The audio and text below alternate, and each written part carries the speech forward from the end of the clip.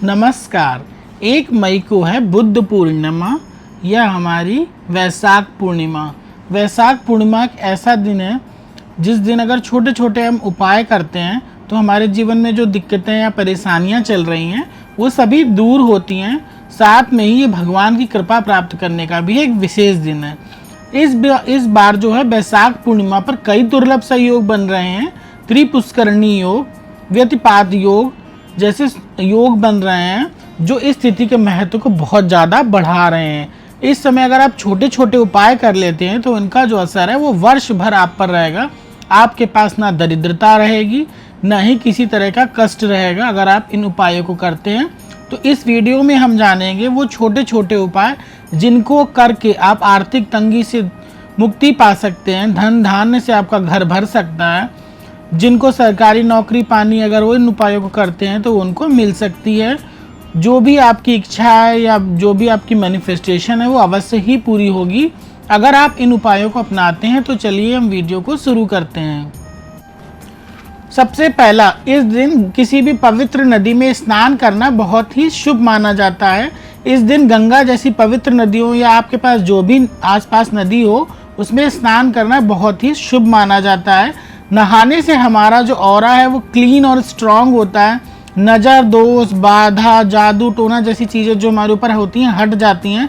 नदी के अंदर जो शुद्ध सात्विक एनर्जी होती है वो हमारे शरीर को एकदम क्लीन और साफ कर देती है, जिससे हमारा ऑरा बहुत ही अच्छा होता है। सभी तरह की नकारात्मकता दूर होती है। लेकिन सभी के लिए संभव नहीं है कि वो नदी में जाकर ही स्नान कर पाएँ। इसलिए यदि आपके पास घर में गंगा जल है तो अपने नहाने के जल में गंगा जल मिलाएं, थोड़े से काले तिल और 1 चुटकी सेंधा नमक मिलाएं और इन तीनों को मिलाकर आप स्नान करते हैं तो आपके शरीर की सारी नकारात्मकता दूर होगी और आपका शरीर पॉजिटिविटी से भर जाएगा। इस दिन माँ लक्ष्मी को प्रसन्न करने का सबसे सरल उपाय यह है कि आप सबसे पहले स्नान कर लें प्रातःकाल। जो आपके घर में तुलसी का पौधा होता है उस पर जल समर्पित करें शुद्ध भावनाओं के साथ। उसके बाद एक देसी घी का दिया जलाकर ओम नमो भगवते वासुदेवाय इसका 11 बार या 21 बार जाप करें। माँ तुलसी की आरती करें। माँ तुलसी के प्रसन्न होने पर माँ लक्ष्मी की भी कृपा होती है। और इस दिन तुलसी के 11 पत्ते आप अगर भगवान विष्णु को अर्पित करते हैं तो आपके कारोबार और जो रोजगार होता है उसमें भी वृद्धि देखने को मिलती है। बाद में इन 11 पत्तों को एक कपड़े में बांधकर आप अपने जो कारोबार का स्थल है अगले दिन वहाँ पर रख लेते हैं तो उसमें भी तरक्की देखने को मिलती है। इस दिन सत्यनारायण भगवान की कथा अगर आप करते हैं तो उसका विशेष महत्व होता है। पूर्णमासी के दिन भगवान की कथा करने से कई लंबे समय से चली आ रही दरिद्रता का नाश होता है और हमारे यहाँ लक्ष्मी की कृपा होती है। अगर कोई व्यक्ति वैशाख पूर्णिमा से शुरू करके 1 वर्ष लगातार सत्यनारायण की कथा हर पूर्णिमा के दिन करता है, जो भी महीने में 1 पूर्णिमा पड़ती है, हर पूर्णिमा को आप भगवान विष्णु की कथा करते हैं तो आपके यहाँ माँ लक्ष्मी का आगमन होगा और जो भी आपके यहाँ रुकावटें चल रही थी, आर्थिक तंगी चल रही थी, वो सब दूर हो जाएगी। और देखिएगा माँ लक्ष्मी आपके यहाँ भंडारे भर देंगी और आपके यहाँ कभी कोई अभाव नहीं रहेगा। आपकी कुंडली में चाहे कोई भी ग्रह क्यों ना खराब हो, कोई कह रहा है मंगल दोष है, शनि पीड़ित कर रहा है, राहु केतु ये परेशान कर रहे हैं, तो केवल एक ऐसा विष्णु का स्रोत है जिसका अगर आप पाठ कर लेते हो तो सारे के सारे ग्रह ठीक हो जाते हैं। हाँ जी, वो है विष्णु सहस्त्रनाम का स्रोत। विष्णु सहस्त्रनाम का पाठ करने से 9 के 9 ग्रह ठीक हो जाते हैं। भगवान विष्णु के जो 9 अवतार हैं वो 9 ग्रहों के साथ जोड़े गए हैं। जैसे भगवान का सूर्य अवतार है, जो भगवान का राम अवतार है वो सूर्य ग्रह के साथ जोड़ा गया। जो भगवान का चंद्र अवतार है, भगवान कृष्ण चंद्रमा से जुड़े हुए हैं, नरसिंह भगवान मंगल से। इसी तरह जो उनके अन्य अवतार है वो भी किसी न किसी ग्रह के साथ जुड़े हुए हैं।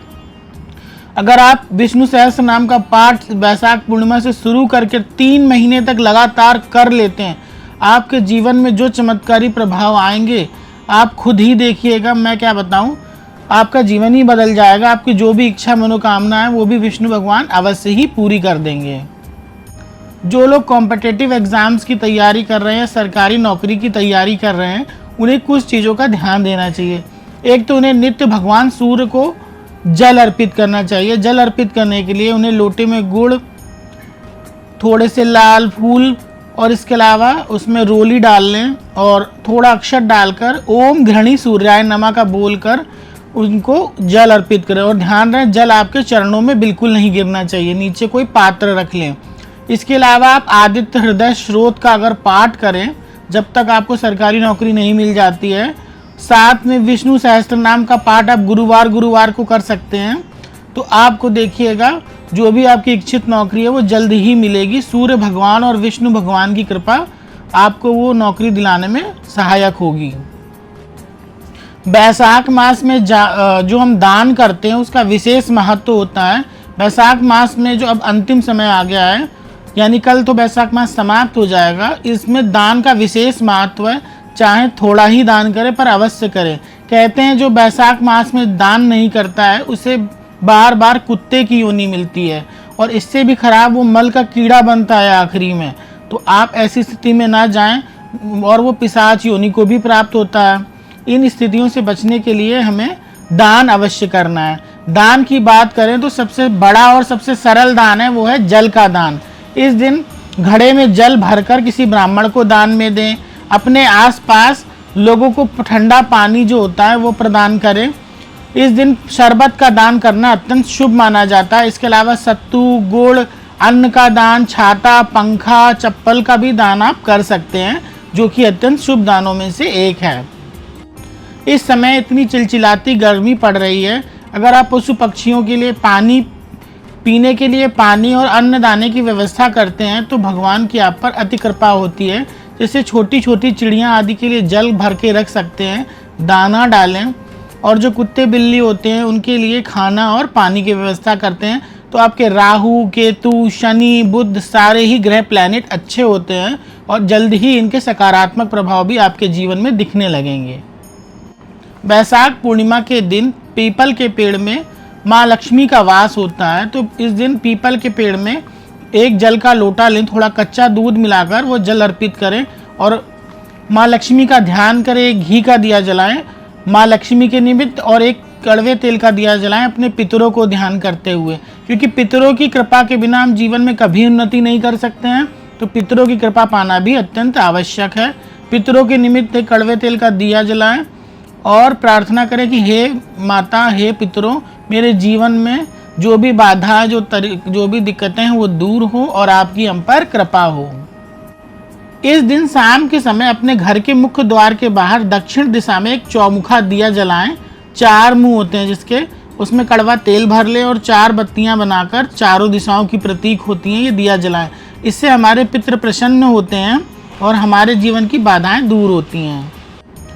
इस बार जो बैसाख पूर्णिमा पड़ रही है वो शुक्रवार के दिन पड़ रही है, जो माँ लक्ष्मी जी का दिन है। साथ ही कई अद्भुत संयोग भी बन रहे हैं। अगर आप इस दिन कुछ उपाय करते हैं माँ लक्ष्मी के लिए तो आपके जीवन में माँ लक्ष्मी के आगमन अवश्य ही होगा। इस दिन घर में श्री यंत्र की पूजा करना बहुत ही शुभ माना जाता है। श्री यंत्र को पंचामृत यानी दूध, दही, घी, शहद, गंगा जल से स्नान कराएं, चंदन, रोली आदि का तिलक लगाएं, इत्र लगाएं उस पर, उससे सुगंधित फूलों से सजाएं, गुलाब आदि के फूल अर्पित करें। इसके बाद श्री सूक्तम का जाप करें। ओम कमल वासिन्य स्वाहा इस मंत्र से हवन करें, इस मंत्र का जाप करें तो माँ लक्ष्मी अत्यंत प्रसन्न होती हैं। साथ ही आप कनक धारा स्रोत का भी पाठ करते हैं तो आप पर माँ लक्ष्मी प्रसन्न होगी। इस दिन चांदी का सिक्का और माँ लक्ष्मी के चरण पादुकाओं को घर में लाना बहुत ही शुभ माना जाता है।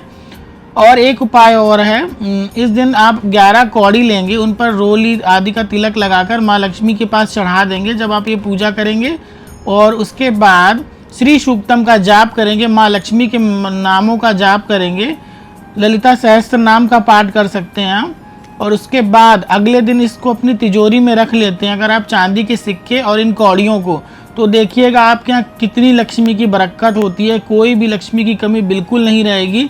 आप अपने से गले में रख सकते हैं, अपने व्यापार की जगह पर रख सकते हैं, दिन रात चौगुनी तरक्की ही देखने को मिलेगी। इसी तरह के अचूक उपायों को आप बैसाख पूर्णिमा के दिन अपनाते हैं तो आपके जीवन में अद्भुत चमत्कार देखने को मिलेंगे। इसी तरह की रोचक जानकारी प्राप्त करने के लिए हमारे चैनल को लाइक और सब्सक्राइब कीजिए।